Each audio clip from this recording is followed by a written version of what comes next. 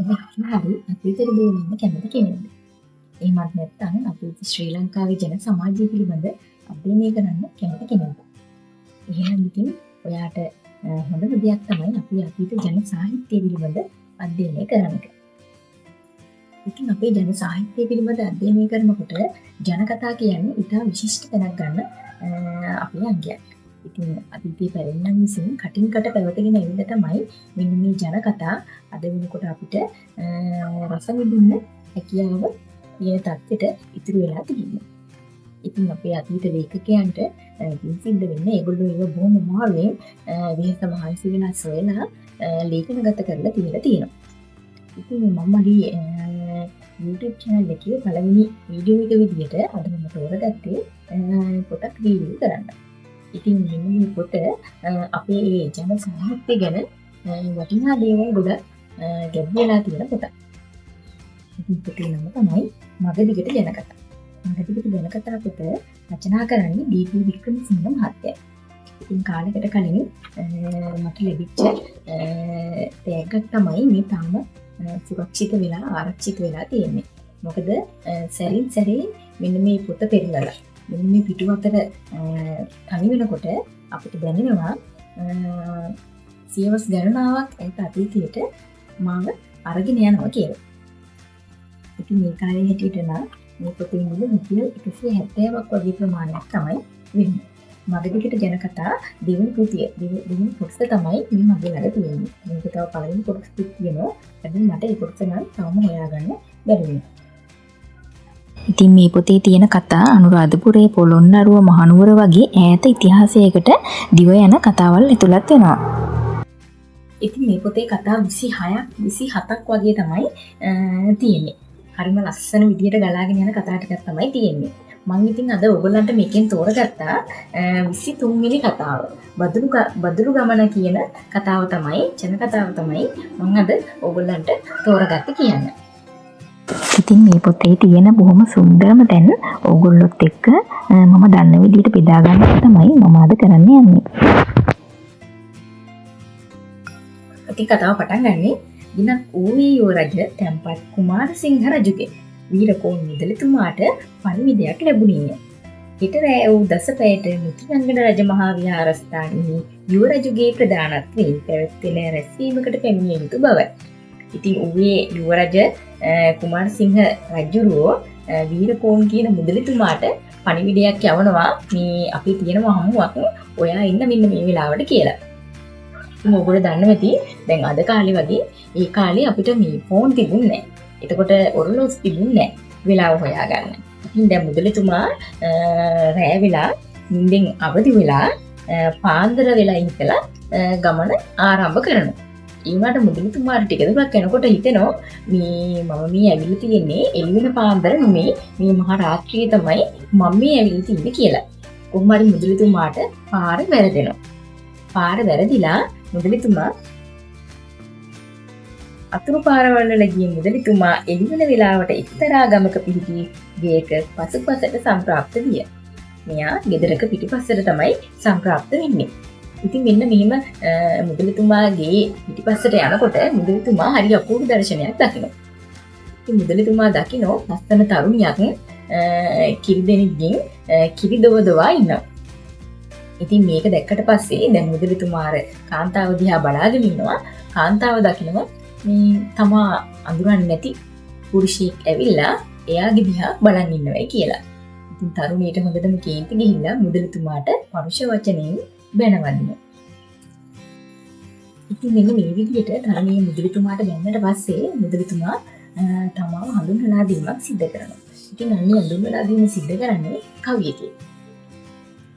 ආදමින් බුරලු ඇති දෙයින් දුටිමි සූරමින් බුරලු කිරිදේ නාදුටිමි පාරමන් වැරදි ආවා මත්තේනි වීරකොන් මුදලි මම ඩිංගිරි හාමි. ඉතින් එන මුදලිතුමා හඳුන්වලා දෙනවා මියා කිරි දෝන තරුණියක් දැක්කා. එයා පාර වැරදිලා තමයි ආවේ. ඒ මගේ නම වීරකෝන් මුදලාලි කියලා හඳුන්වලා දෙනවා. ඉතින් වීරකෝන් මුදලාලි කෙනාගේ බලපරාක්‍රමය මෙන්න මේ දවස්වල මේ ගම්වල පැතිරලා තිබුණේ. ඉතින් අර තරුණිය දැන් මෙයා විරිකෝන් මුදලාලි කියලා දැනගත්තට පස්සේ හොඳටම බය වෙනවා. හොඳටම බය වුණාට පස්සේ දැන් විරිකෝන් මුදලාලි දැනගන්නවා තරුණිය තමාට දැන් බය වෙලා තමයි ඉන්නේ කියලා. ඊට පස්සේ නැවත වරක් මේ මුදලිතුමා මෙන්න මෙහෙම කියනවා.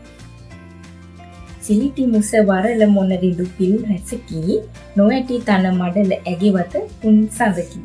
දෙවටිලන් වින්ට ඇත්නම් මද යුදකී ලපටි අඟනන්ට මදි සිත බොහොම දුකි. ඉතින් මුදලිතුමා අර තරුණියව වර්ණනා කිරීමක් තමයි මේකෙන් සිද්ධ කරන්නේ.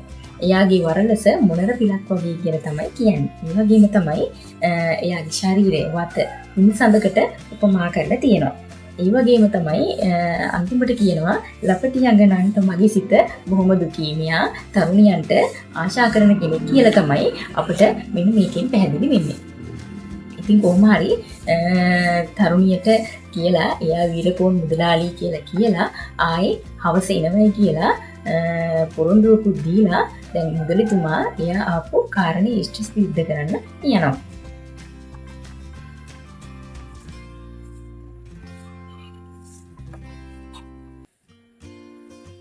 ඉතින් වීරකෝන් මුදලිතුමා රජුරුවන් හම්බෙලා ඒගොල්ලන්ගේ රැස්වීම ඉවර වෙලා ආයෙත් එනවා. ආයෙත් එනකොට දැන් මෙයාට අර උදේ මුලක සිට තරුණියව අමතක කරන්න බෑ. ඉතින් මෙයා කරන්නේ අන්න මේ පැත්තෙන් ගිහිල්ලා තරුණියගේ පියාට කතා කරලා තමන්ගේ වතගොත කියනවා. ඉතින් බොහොම ආශාවෙන් බොහොම කැමැත්තෙන් මේ වීරකෝන් මුදලිතුමාට සාතිසප්පායම් කරලා එදා රාත්‍රියේ නිදා ගන්නත් මේ තරුණියගේ පියා වීරකෝන් මුදලිතුමාට ඇඳක් පවා පනවලා දෙනවා. ඉතින් දැන් මේ පොතේ කියන විදිහට අපිට මේ පොත කියන දිනයක්දී වීරකෝන් මුදලිතුමා කවි කියන අමතරව තව යන්ත්‍ර මන්ත්‍ර වලට එහෙමත් දක්ෂයි කියලා පේනවා. මොකද වීරකෝන් මුදලිතුමා මේ පොතේ කියන විදිහට රාත්‍රියේ අතට මතුරලා අර තරුණිය නිදාගෙන ඉන්න කාමරේ දොරට අත තිබ්බට පස්සේ දොර ඇරෙනවා. ඉතින් මුදලිතුමා රාත්‍රියේ මේ තරුණිය ඉන්න කාමරේ ගත කරලා ආයේ එළි වෙන පාන්දර නැවතත් තරුණියගේ කනට කරලා මෙන්න මේ විදිහට පොඩ්ඩක් කියනවා. සිත යට නැගුණු ප්‍රේමය මගේ හද රඳවා නුඹ මට කරපු අවමානට මම ආවා. බඳ පිට ඉඳන් රස මීයක පැණි කෑවා. එතකොට හැංගි කුකුලෙක් මගේ සිත දෑවා. ඉතින් මුදලිතුමාට අර තරුණිය මුලින්ම දැක්කට පස්සේ පරුෂ වචනේ බෑ නැද්දනේ. මෙන්න මේ දේ මුදලිතුමාගේ හිතේ තිබුණා කියලා අපිට හිතන්න පුළුවන්. ඉතින් මුදලිතුමා කරන්නේ ඉක්මනට එයින් එළියට බහැලා ගිනි හිමියාටද කතා කොට සිය ගම බලා ගමන් ආරම්භ කළේ. මුදලිතුමා මේගොල්ලන්ට කතා කරලා කොහොම හරි ආයි නැවතත් තමන්ගේ ගමට යනවයි කියලා තමයි මේ ජන කතාවේ සඳහන් වෙන්නේ.